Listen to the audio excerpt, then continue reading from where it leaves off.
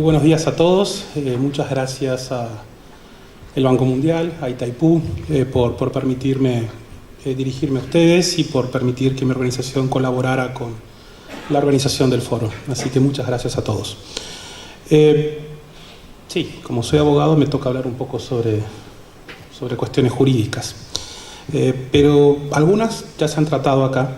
Tal vez, sobre todo en relación al panel anterior, tal vez no tenga la misma idea con algunos conceptos, pero en el debate y los distintos puntos de vista está la riqueza de las conclusiones. Entonces, sin más, empezamos. Pero antes de empezar a hablar de cuestiones jurídicas, si bien estamos hablando de leyes, creo que tenemos que empezar a poner las cosas en perspectiva. ¿Cuánto invierte el Estado paraguayo en la aplicación de la política ambiental, de la política de la legislación ambiental? Ley que aprueba el presupuesto general de gastos de la Nación para el año 2019. Lo convertí a dólares para que sea más fácil y todos puedan tener una referencia en sus respectivos países. Va a ser aproximadamente, es apenas un poco más, pero aproximadamente 13.345 millones de dólares, con un tipo de cambio actual de 6.000 aproximadamente. Nuestra ley de presupuesto tiene una parte que se llama presupuesto por finalidad. O sea, se junta todo el presupuesto de la administración, de los distintos poderes del Estado destinado a cuestiones ambientales y se lo agrupa en un monto. Eso nos da que para este año se tiene previsto gastar 16 millones de dólares, 16.033.000 dólares para todo el año. Eso implica el 0,12% del total del presupuesto general para este año. Y si lo comparamos con un PBI, se estima, Banco Mundial, que va a llegar a 44.500 millones de dólares, estamos hablando del 0,036% del Producto Interno Bruto. Jan mencionó muy bien que cerca del 80% de las exportaciones del Paraguay están relacionadas directamente con granos, carne y energía. Según el último censo realizado en la República del Paraguay, agricultura, ganadería y energía representan aproximadamente el 60% del Producto Interno Bruto. ¿Cuánto le invertimos? Básicamente nada. Para mantener la base de la sostenibilidad y la sustentabilidad del crecimiento en Paraguay, el Estado invierte una cifra ínfima, absolutamente ínfima. Poniéndolo en el contexto, como se dijo, pero lo voy a reiterar, el ambiente en nuestra Constitución tiene un sitial privilegiado. Luego de crear formalmente o jurídicamente al Estado paraguayo en los artículos 1, 2 y 3, estableciendo que la República del Paraguay es para siempre libre e independiente, que la soberanía reside en el pueblo y que el gobierno lo conforman 3 poderes del Estado, con lo cual tenemos los elementos básicos de un país soberano, republicano y democrático. Empezamos a hablar de los derechos y obligaciones que tiene la persona. Así el artículo 4 es de la vida, 5 prohibición de la tortura, 6 calidad de vida, 7 protección ambiental, 8 instrumentos para hacer efectiva esta protección ambiental. Del 4 al 8 está agrupado en un mismo capítulo, se llama de la vida y el medio ambiente. ¿Qué conclusiones preliminares podríamos empezar sacando? Bueno, nos importa muy poco la vida y el medio ambiente. Si invertimos el 0,036% del Producto Bruto Interno Ambiente, claramente tenemos un problema. ¿Por qué empiezo con esto? Porque todo lo que vamos a hablar después encuentra la raíz del problema acá. Una Secretaría del Ambiente que no llega a 10 millones de dólares para todo el año de presupuesto. Más del 80% de ese presupuesto se va a gastar en salarios, muchos de los cuales son funcionarios muy mal pagos. ¿Qué política y qué legislación ambiental se puede aplicar con esto? Nada. Este número, el 0,07, viene fluctuando porque todos los años me dedico a hacer este ejercicio de masoquismo a inicios del año, claro, porque es importante. Desde que se creó la Secretaría del Ambiente, esto fluctúa entre el 0,06 y el 0,07. Nunca llegó al 0,08. No importa que haya aumentado la torta, no, siempre se mantiene igual en cuanto a porcentaje. Bueno, esta es la importancia política que le damos. A partir de ahí, creo que empezamos a encarrilar la presentación. Siempre hay un cliché que se dice que no, tenemos mucha y muy buena legislación ambiental. Yo diría que tenemos mucha, algunas cosas buenas, la mayoría vieja y de muy mala factura jurídica. Nuestra primera ley ambiental es la ley 422 del 73, forestal, 73, entró en vigencia el 1 de enero del 74, es la primera ley ambiental de la nueva era ambiental iniciada, o en realidad la era ambiental iniciada en la Conferencia de Estocolmo de 1972. Acá se hablaba sobre patrimonio forestal, sobre caza, pesca, vida silvestre y áreas protegidas. Tiene 72 artículos. Hoy solo tiene vigentes 30, algunos de los cuales básicamente su virtualidad es poco menos que inexistente. Por ejemplo, el artículo 14, donde dice que el Servicio Forestal, actual Infona, coordinará planes de educación forestal con el Ministerio de Educación y Cultura. O sea, a esos 30 empecemos a bajar el precio. Eso está recargado, digamos, con IVA. Es 30 IVA incluido, porque en la práctica es menos. Muchos de los artículos están parcialmente derogados. Y esta es la principal ley forestal del país. Hay otras, pero esta es la principal.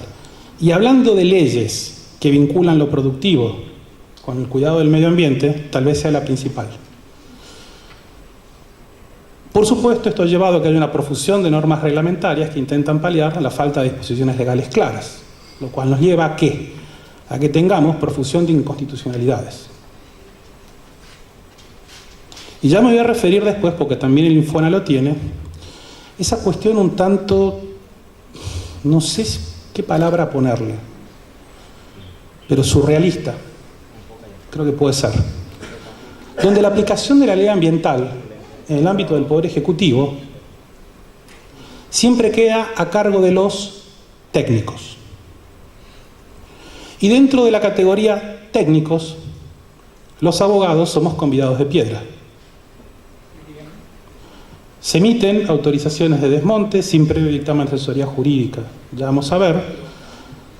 Bueno, creo humildemente en este país haber sido de las personas, junto con el doctor Cañiza y en su momento el doctor Merlo, que más hemos trabajado el tema de evaluación de impacto ambiental.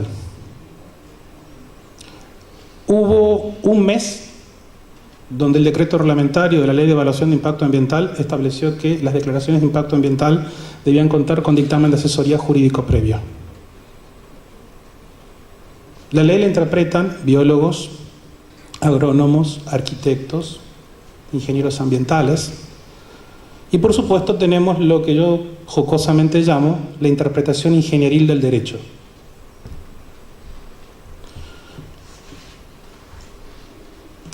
Es una cosa preciosa. Ya me voy a referir de nuevo a la interpretación ingenieril del derecho. Esta tal vez sea la norma, el artículo 42 de la ley 422.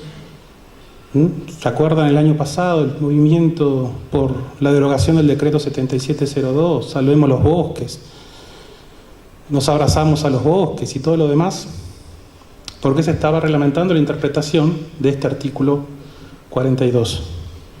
¿Quieren saber cuál es el origen de este artículo 42? No me crean a mí. Fíjense, artículo 23 del Código Forestal brasileño del año 1934. Prehistórico, creo que me quedo corto hablando de paradigma ambiental. Ningún propietario de tierras cubiertas con bosques podrá, digamos, cortar más de 3/4 partes de la vegetación existente. ¿Les suena? 3/4 partes no podrán hacerlo, por ende deben conservar ¿qué? 25%. Como en esa época no había Google, lo que teníamos seguramente algún ingeniero forestal que fue a estudiar a Brasil, entonces agarramos nuestra ley forestal. Si ustedes leen la ley argentina del gobierno peronista de 1949, que es la primera ley forestal que tiene la Argentina, y agarran el Código Forestal brasileño del año 34, lo ponen en una batidora y va a salir algo muy parecido a nuestra ley 422 forestal. O sea, nuestro principal paradigma de conservación y sustentabilidad de los bosques está basado en una norma prehistórica, básicamente. 25% para todo el país, para todos los biomas, sin importarnos la fragilidad o no de los ecosistemas, mandando cuadrículas, que son los dibujos que se ven todo el tiempo. Sander van Andel les va a mostrar cuál es el dibujo del Chaco, y eso cuando se cumple, porque en región oriental esto fue letra muerta. Y con una interpretación ingenieril del derecho, que lo he visto más de una vez, ustedes leen la norma, dice todas las propiedades rurales de más de 20 hectáreas en zonas forestales deberán mantener el 25% de su área de bosques naturales. En caso de no tener este porcentaje mínimo, el propietario deberá reforestar una superficie equivalente al 5% de la superficie del predio. ¿Qué pretenden, o qué se pretendió, o cuál fue la interpretación ingenieril del derecho? Algo jurídicamente absurdo. Tengo que mantener 25%, no mantengo, reforesto 5%. O sea, eso y una invitación a cometer actos ilícitos, creo que son sinónimos. Obviamente es una interpretación absurda, y como interpretación absurda, inconstitucional. Por lo tanto, debemos buscar la interpretación que mantenga la razonabilidad de la norma. Nosotros lo escribimos en IDEA ya en el año 2007, lo volvimos a escribir en 2010, lo volvimos a escribir en 2011 y lo seguimos escribiendo cada vez que tenemos oportunidad. Se debía mantener el 25% de lo que había de bosques naturales en ese entonces y se debía reforestar el 5% en inmuebles que ya no tuvieran bosques en el momento de entrada en vigencia de la ley. Y con eso cumplíamos con el artículo 1 de la ley 422, que tenía como finalidad la utilización racional y el aumento del patrimonio forestal. Esto fue tomado en su momento por la resolución 531, luego por la 199, pero ahora me entero que se sigue discutiendo acerca de, bueno, ¿cómo aplicamos el 5%? O, por ejemplo, pretendemos reforestar o recomponer el daño ambiental, ya que se habló, con un nuevo término hermoso, me encanta, bosques multifuncionales, que es un eufemismo para decir, vamos a poner algo de yerba mate, mucho pino y eucaliptus, y con eso vamos a recomponer el bosque nativo. Hermoso. Pero así se interpreta la ley ambiental. Áreas silvestres protegidas, una de mis favoritas. Yo me inicié en el derecho ambiental siendo parquero. Tan bonita es nuestra ley de áreas silvestres protegidas del año 94 y tanto apego a la legalidad tiene que no tenemos ningún inconveniente en declarar parques nacionales o áreas silvestres protegidas bajo dominio público por decreto y sobre propiedades privadas. Y la garantía constitucional de que la propiedad privada es inviolable, bien, gracias. En todo caso, después lo vemos. Pero tenemos un área protegida, declaramos áreas de reserva, no se puede hacer esto, todos los que están adentro son unos bandidos, y empezamos a crear divisiones. Por supuesto que esto es inconstitucional de acá a la China, pero parece que nadie se preocupa, este es un mínimo detalle jurídico que nos tiene sin interés. La mayoría de las áreas silvestres protegidas no tienen mensura. Claro, ¿cómo van a tener mensura si eso requiere presupuesto? Y con 10 millones de dólares para todo el año para la autoridad de aplicación, en el mejor de los casos se le destinan $1 millón, que son destinados ¿a qué? A pagar a los pocos guardaparques que existen en la República del Paraguay. Para el resto no hay tiempo. Ninguna tiene título. Tenemos lotes vendidos por el Instituto Nacional de Desarrollo Rural de la Tierra dentro de polígonos de áreas silvestres protegidas.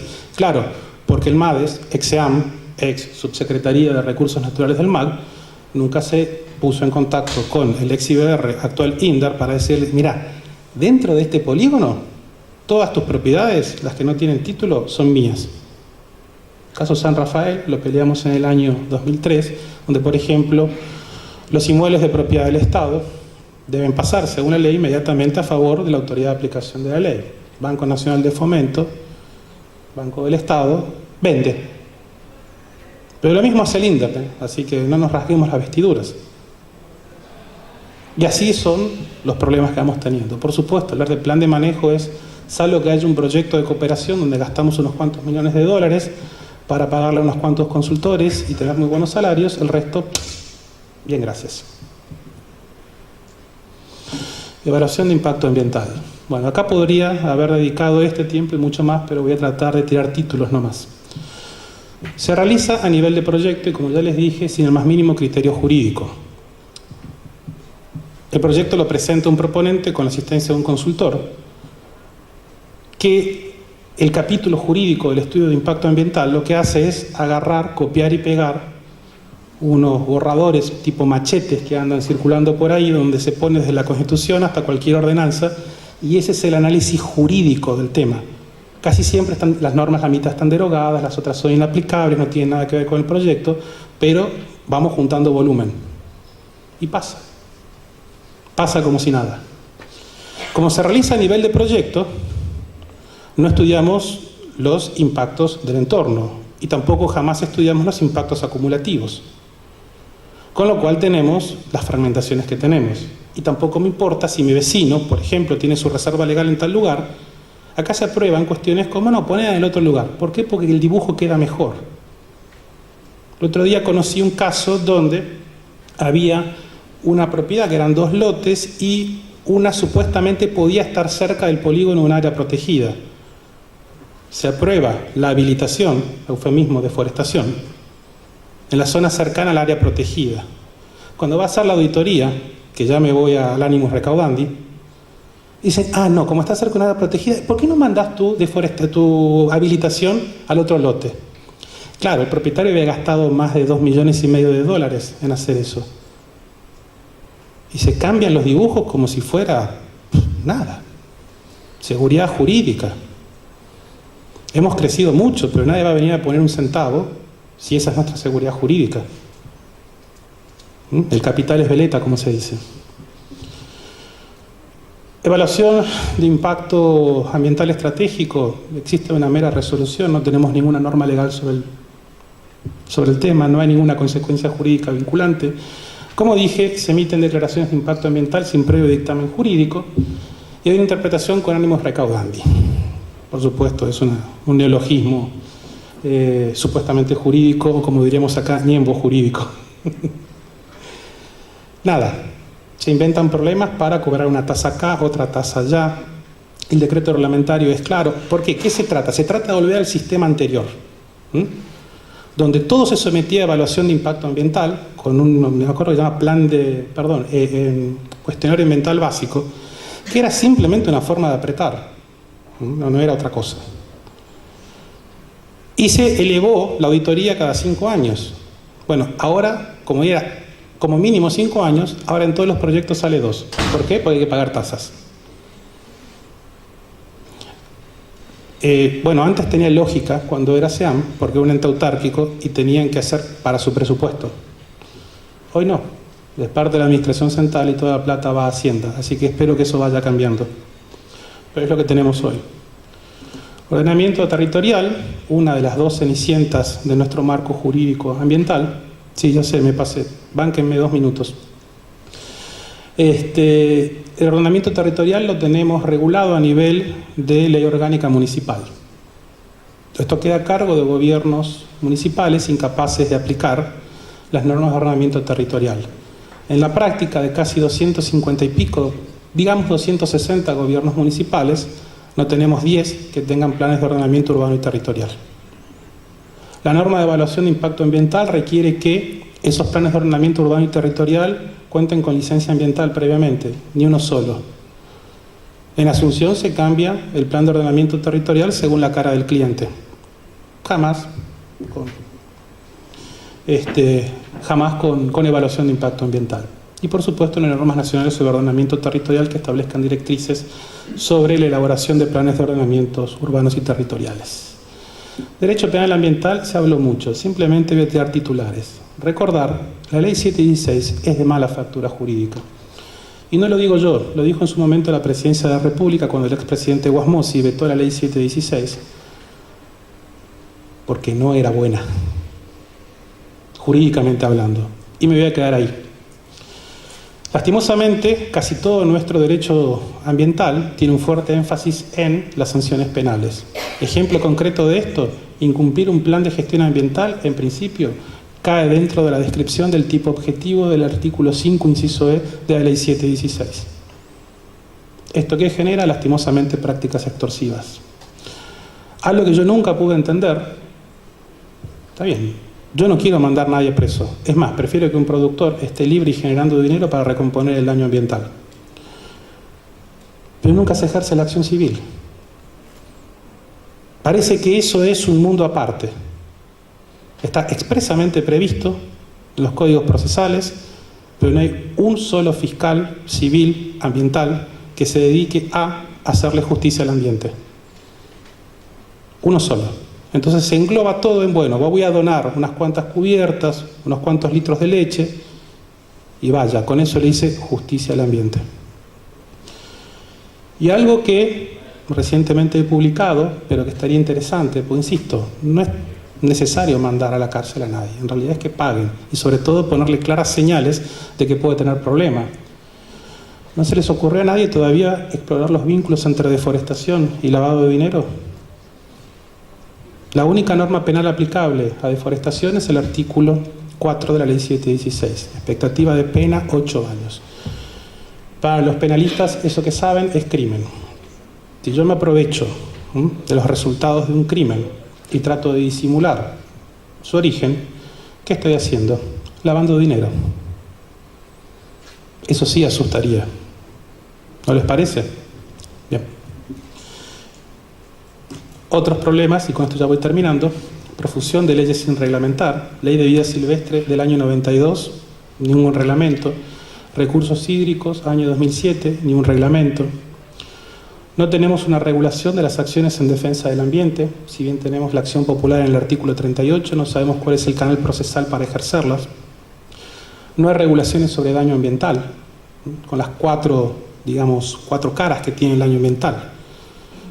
Primero lo evito, luego evito que siga ocurriendo, luego recompongo y si no indemnizo. Bueno, ese tipo de regulaciones acá no las tenemos. Y tal vez esto sea, es consecuencia de todo lo otro, una falta de coordinación de políticas a nivel del Poder Ejecutivo. Todavía está vigente la política del Ministerio de Agricultura y Ganadería, por la cual se pretende habilitar, en cristiano, deforestar 4 millones de hectáreas en los próximos 10 años para darle lugar a poco más de 4 millones de cabezas de ganado. El ritmo actual de deforestación, como mucho, llega a 250.000 hectáreas por año. O sea, pretendemos llegar en breve a 400.000 hectáreas por año para 4 millones de vaquitas.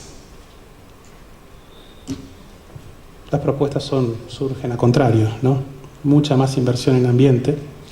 Y acá algo clave, por lo cual mi organización trabajó muchos años en el tema: mucha más información pública ambiental para dos cosas: para hacerla más efectiva y sobre todo menos onerosa en la aplicación de la ley. Sander les va a mostrar más tarde cómo con información pública podemos detectar casos flagrantes de incumplimiento de la ley ambiental.